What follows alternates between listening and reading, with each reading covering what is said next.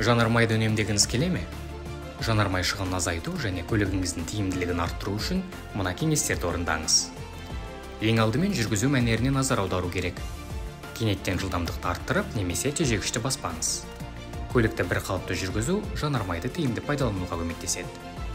Екіншіден, автокөлікке тұрақты түрде техникалық қызмет көрсетіп тұруды ұмытпаңыз. Майды, сүзгілерді және от алдыру шамдарын уақытында өзгерту қозғалтқыштың тиімділігін айтарлықтай арттырады. Сондай-ақ дөңгелектердің қысымын тексеріңіз. Қысымның жеткіліксіздігі дөңгелектердің айналуына кедергі келтіреді. Демек, жанармай шығыны да артады.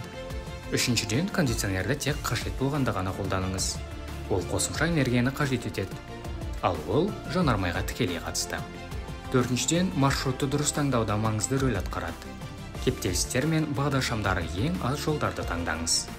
Тас жолдағы бір қалыпты қозғалыс қала ішіндегі жиі тоқтап тұрғанға қарағанда үнемдірек.